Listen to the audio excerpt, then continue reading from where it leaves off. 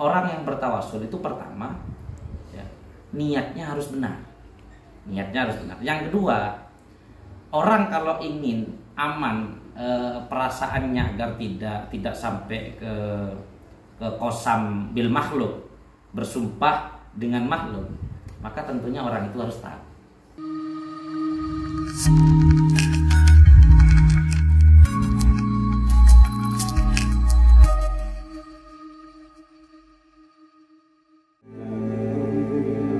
Antu hasila maqasidana wa maqasid ashabil hajah maqasid dunya wal akhirah. Tawassul adalah amaliyah yang sering kali kita lakukan, terutama ketika ingin memulai istighosah bersama.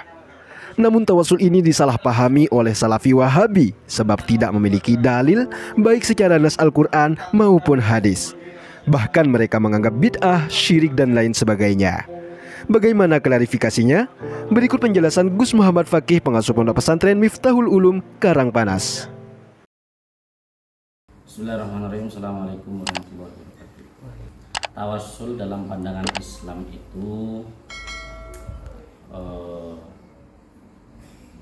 sebelum ke maksud definisi dari tawassul itu, mungkin kita perlu tahu bahwa ada dalil umum tentang legalitas tawassul.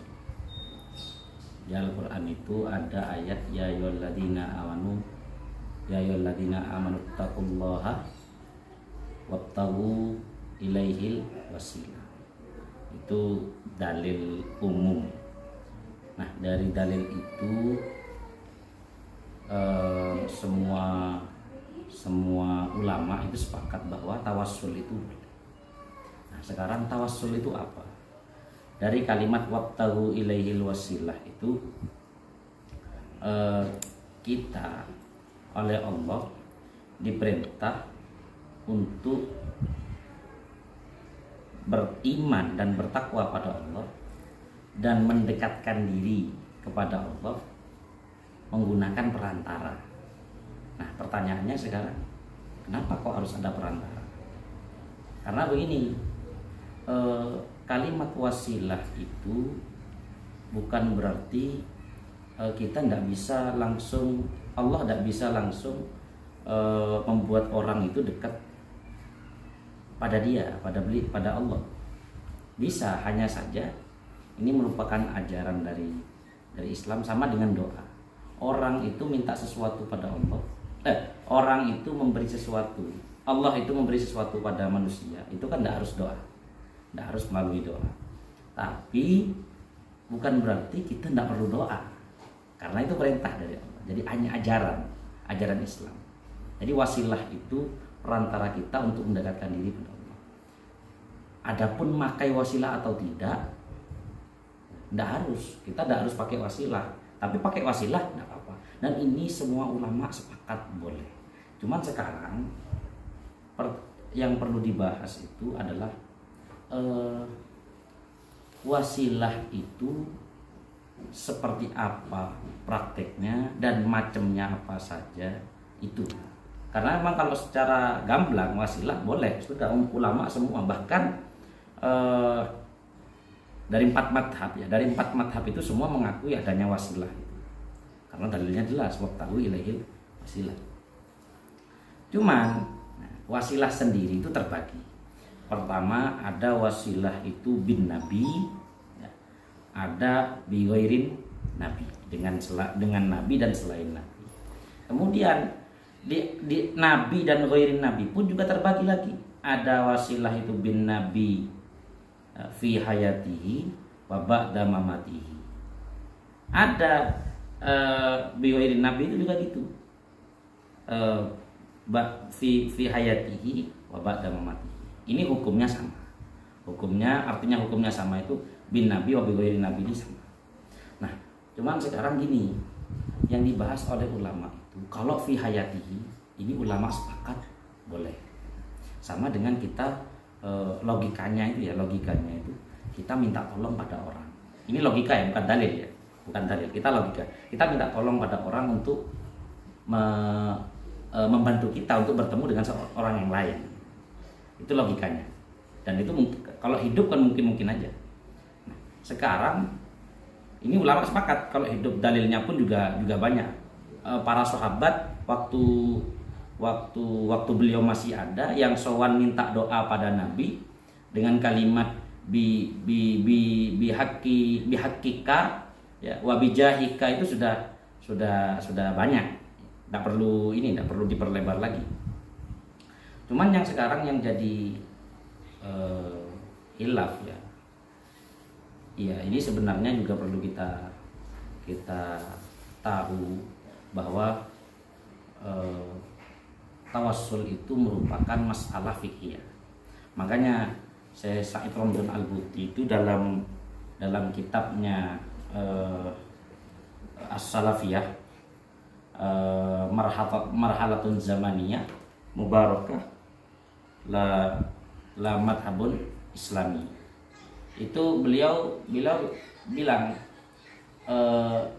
saya juga heran kenapa kok masalah tawassul yang sebenarnya fikih kok jadi yang tidak ada kaitannya sama itikad dan iman seseorang itu kok jadi masalah yang begitu besar, kok sampai muncul kalau begini, kalau bertawassul begini maka kufur dan segala macam. Kalau tidak begitu maka tidak kufur. Bahkan ada yang memutlakkan pokok tawassul maka kufur dan segala macam. Kok jadi sebesar itu? Padahal ini cuma masalah fikih. Kalaupun seandainya dampaknya nanti ke kafir, tapi ini kan masalah fikih yang khofi. Artinya orang itu tidak semua tahu bahwa tawassul ini ada dalilnya dan segala macam. Itu tidak semua orang tahu. Artinya, kalaupun seandainya ada orang melakukan, tidak bisa moro-moro kita hukumi kafir. Tidak bisa. Kenapa? Karena masalahnya khafi.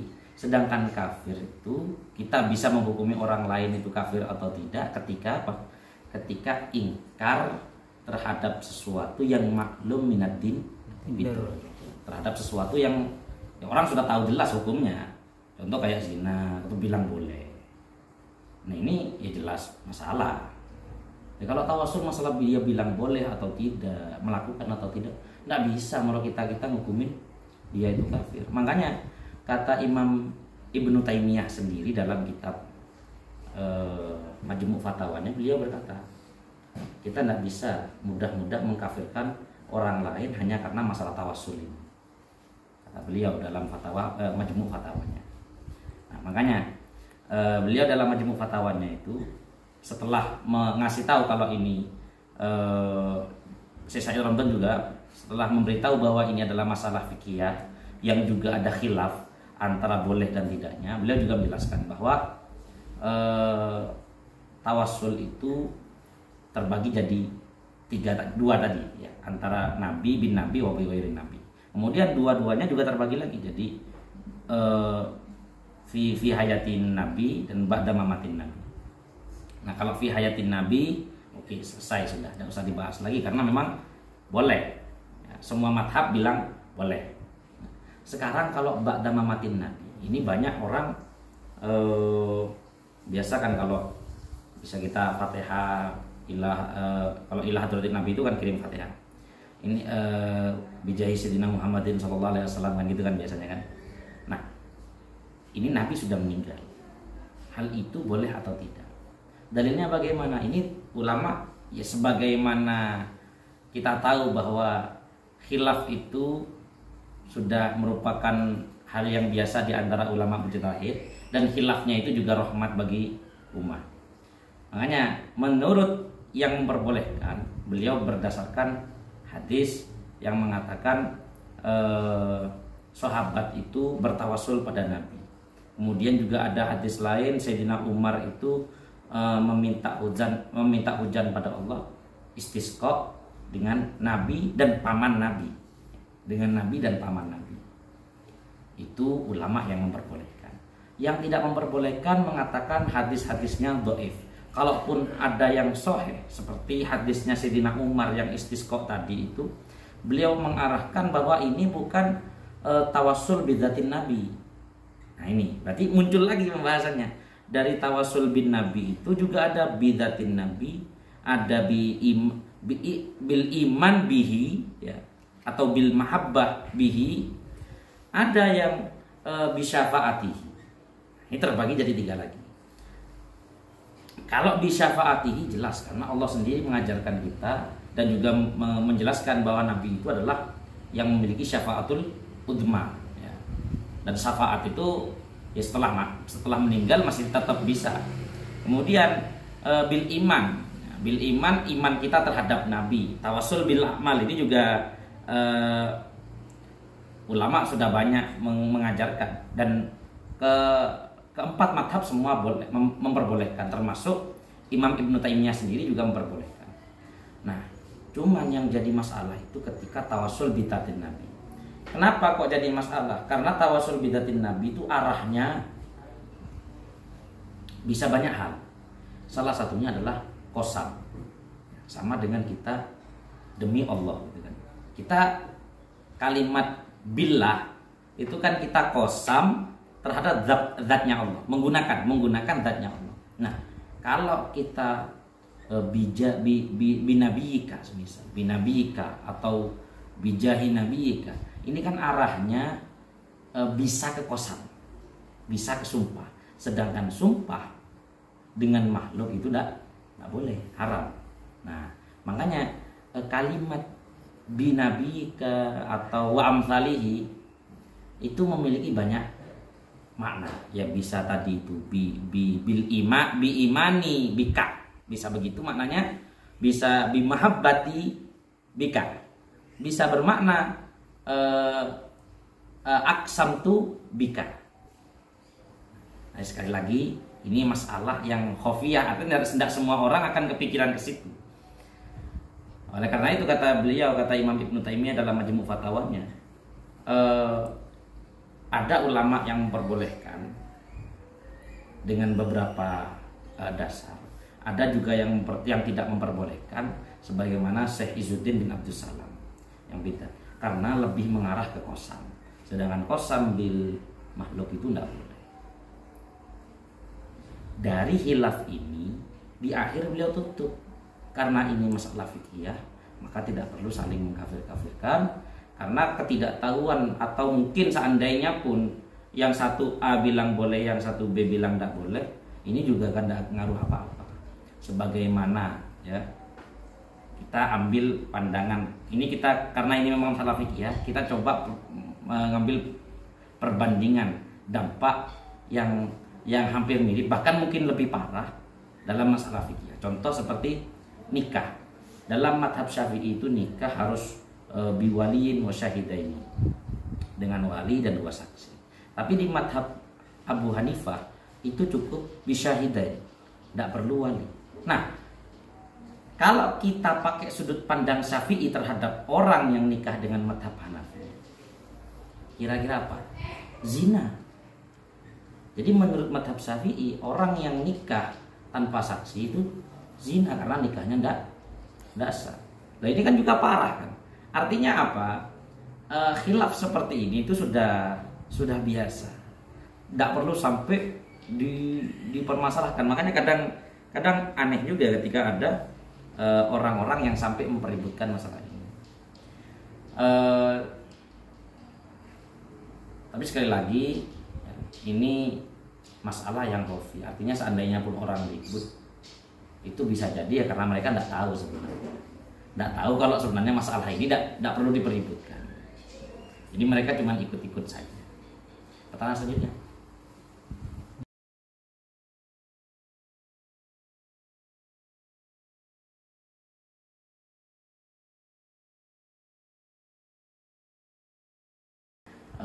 Kita kan kalau bertawasul sebagaimana dalam masalah fikih yang sudah biasa, dalam kita beramal itu dianjurkan adalah mura'atul khilaf. Sebisa mungkin kita mura'atul khilaf, menjaga sekiranya dari segala sudut pandang ulama mujtahid amal kita tidak bermasalah. Karena tadi sepakat bahwa tawasul itu boleh.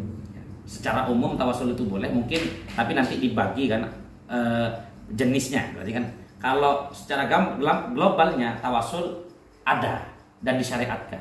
Cuma nanti ada jenisnya yang tidak diperbolehkan. Tadi kayak tawasul bidat karena dianggap kosam ya. Nah itu pun menurut satu pendapat. Sedangkan pendapat lain tawasul bidat tidak ada masalah.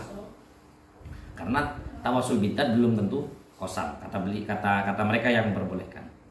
Nah, karena ini masalah khilafiyah, kalaupun seandainya kita ikut yang bilang tawasul bidat tidak ada masalah dan segala macam, ya oke, tidak masalah. Cuman gitu kan, ketika ditanyakan bagaimana seharusnya kita, ya tadi kita harus berusaha sekiranya amal kita disetujui oleh segala pendapat. Oleh karena itu, orang yang bertawasul itu pertama ya, niatnya harus benar. Yang kedua, orang kalau ingin aman perasaannya agar tidak sampai ke qasam bil makhluk, bersumpah dengan makhluk, maka tentunya orang itu harus tahu. Harus bahasa kasarnya ya harus alim sebenarnya. Harus pinter. Tapi kalau kata guru kita, setahu saya orang ngerti ilmu agama sedikit saja ketika berkata bijahi Sayyidina Muhammadin sallallahu alaihi wasallam, saya yakin pasti di hatinya tidak ada maksud untuk bersumpah atas nama Nabi. Artinya secara sadar dia akan berpikir cuman minta tolong saja, hanya sekedar minta tolong, hanya sekedar bahkan mungkin hanya kalau santri-santri yang mungkin sudah lama di pondok, mungkin kalimat itu hanya untuk sekedar tabarukan, minta tambahan pahala dengan kalimat itu, taladzud dengan menyebutkan kalimat itu, tidak ada rentak aneh-aneh. Jadi makanya kalau kata guru saya, orang itu sebenarnya asalkan tahu bahwa yang al-mu'athir hakikatan itu Allah, tahu bahwa semua yang terjadi di dunia ini atas takdirnya Allah, tahu bahwa semua makhluk tidak bisa memberikan manfaat dan tidak bisa memberikan bahaya, tahu itu semua, saya yakin tidak akan ada meleset perihal makna tawasul. Kata guru saya begitu. Ya itu tadi, niatnya ditata yang baik, bertawasulnya bukan tujuan yang aneh-aneh. Yang kedua, ya, harus ngerti. Tapi ngertinya itu udah harus kayak santri yang mondok bertahun-tahun, kayak yang tanya ini mondok bertahun-tahun, tidak perlu begitu kan. Yang penting kan tadi itu, asalkan tahu bahwa la ta'thira la mu'aththira fil haqiqah illallah, ya kan. Kemudian tahu bahwa al makhluk la yadurru wa la yanfa, ya kan. Tahu akan hal itu, meyakini akan hal itu seyakin-yakinnya, insya Allah tidak akan ada perasaan aneh-aneh dengan sampai bersumpah dengan atas nama makhluk, ya, beranggapan bahwa makhluk itu bisa ngasih manfaat. Insya Allah aman.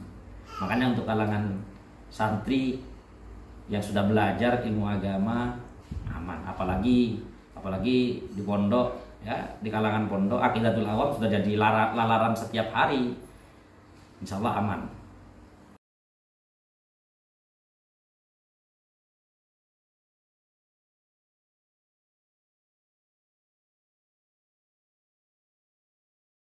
Kembali ke tadi, kita tidak perlu nolak sebenarnya. Buat apa ditolak, wong itu hanya perbedaan pendapat. Sama dengan kita ada maksud saya bukan saya ini bela Wahabinya, ya bukan. Maksud saya kalau kita kembali ke tawassul itu tidak boleh dalam tanda kutip sebagiannya, ya. Sebagian tawassul, tidak seluruhan tawassul, ya. Sebagian tawassul, salah satu dari macamnya tawassul itu tidak diperbolehkan, ya udah selesai, itu kan masalah fikih. Cuman sebenarnya yang harus kita tolak itu adalah pola pikir mereka yang seakan-akan kalau tawassul itu keluar dari Islam, tawassul itu kafir, syirik dan segala macam ini. Nah, rata-rata Wahabi yang model kayak begitu itu Wahabi yang ikut-ikutan biasanya. Lah kalau Wahabi yang ulamanya, ya, yang memang mendalami perihal fikih, juga mendalami perihal masalah-masalah yang sudah menyebar di masyarakat, tidak ada kayak gitu. Mesti jawaban mereka ya mending nggak usah, gitu aja, nggak sampai bilang kafir apa segala macam. Ini saya bukan bukan muji-muji Wahabi ya, karena memang konteksnya tadi kan masalah tawassul ya. Ya kita kesampingkan perihal kita beda akidah itu kan. Kan kita akidahnya berbeda ya. Mulai dari perihal pembagian akidah uluhiyah, rububiyah dan lain-lain itu. Tapi kita tidak perlu bahas itu kan di sini. Memang perihal itu kita beda. Cuman kan perihal ini kan masalah fikih. Kita juga beda masalah fikih. Dan perbedaan di dalam masalah fikih itu adalah rahmat. Jadi hal yang wajar. Nah, kalau seandainya ditanyakan bagaimana untuk mengkonter, tidak perlu dikonter untuk masalah fikihnya. Kita tidak perlu konter. Tapi yang perlu kita konter adalah keyakinan mereka. Apa yang mereka yakini bahwa para pelaku tawasul ini adalah kafir, syirik dan bid'ah segala macam itu sudah. Itu yang perlu kita counter. Artinya yang sebenarnya perlu kita counter adalah bagaimana hukum mentabdik terhadap sesuatu yang sebenarnya ada masalah khilaf. Itu. Jadi ya kalau ditanyakan counter tawasulnya, ini tidak perlu dikonter, memang sudah ya punya dalil masing-masing. Dan yang di sana juga punya ulamanya ya, rata-rata yang mereka ikuti itu Ibnu Taimiyah. Tapi Imam Ibnu Taimiyah ini bukan orang pertama yang mengatakan tawasul bidat itu tidak boleh. Di atasnya juga ada. Cuman secara umum Imam Ibnu Taimiyah sendiri mengakui tawasul itu boleh. Secara umum ya. Secara umum tawasul itu boleh dan ada. Hanya macam yang satu ini tidak boleh. Yang tawasul bidat itu. Nah, kalau perihal mereka mudah mensyirikan karena masalah ini, mudah membid'ahkan karena masalah ini, itu yang memang jadi masalah. Ya itu ciri khasnya mereka. Nabi Muhammad ya berdakwah bersusah payah sampai diludahi dan segala macam untuk agar orang itu semuanya masuk Islam kafah ya. Orang yang sana orang sudah masuk Islam dikeluarkan dari Islam, dikafirkan, kamu kafir, kamu kafir, kamu kafir. Jadi Nabi memasukkan, mereka mengeluarkan. Ini kan aneh kan. Harusnya mereka bukan bilang gitu harusnya. Kalau memang benar-benar ini ya, niatnya itu berdakwah, niatnya itu mengajak. Slogannya kan kembali ke Al-Quran dan hadis ya. Kalau mereka memang sengaja mau mengajak kita kembali ke kan ada cara yang lebih baik. Makanya ada kalimat tuh mengajak bukan mengejek. Mengajak bukan mengejek. Kalau kamu kafir, kamu syirik, kamu kita, itu kan ngejek namanya. Ya tidak mau, ya tengkar jadinya. Ya tengkar jadinya. Kalau mereka memang mau, ya harusnya tidak begitu caranya. Nah, ini jelas kan berarti ada masalah di keyakinan mereka. Jadi bukan masalah tawasulnya ini, tapi memang masalah dari keyakinan. Makanya kata Syekh Romdon Al-Buti itu rata-rata keributan masalah fikih itu muncul gara-gara beda keyakinan. Rata-rata itu. Jadi karena beda akidah, ya akhirnya fikihnya juga ribut gitu. Kalau akidahnya sama meskipun fikihnya beda, nah ada apa-apa. Kayak kita dengan mazhab Hanafi, kayak kita dengan mazhab Maliki, Hambali, nggak ada apa-apa. Buktinya apa? Ketika kita pergi ke Pakistan bertemu para orang-orang yang penganut mazhab Hanafi, ya tidak ada apa-apa. Orang Indonesia yang mondok di sana juga banyak. Orang Indonesia yang mondok di Maroko yang notabene-nya itu mazhab Maliki, ya juga tidak ada apa-apa. Ya karena keyakinannya sama. Tapi ketika ke Saudi, ya, ke Arab Saudi, ya untuk sementara ini kan yang banyak ya. Cuman sekarang ini sudah mulai habis Wahabi di Saudi. Tapi bukan habis berarti baik jadi Ahlussunnah, bukan. Sekarang lebih ke liberal sekarang di Saudi. Nah, ketika ke sana, lapak kemudian jadi masalah. Ya karena memang tadi meskipun itu yang berbeda hanya fikihnya, tapi karena memang keyakinannya sudah tidak sama, ya bersenggolan terus. Nah, ini saya dalam buti perbedaan perihal fikih itu kadang juga bermuncul dari perbedaan perihal keyakinan, perihal akidah.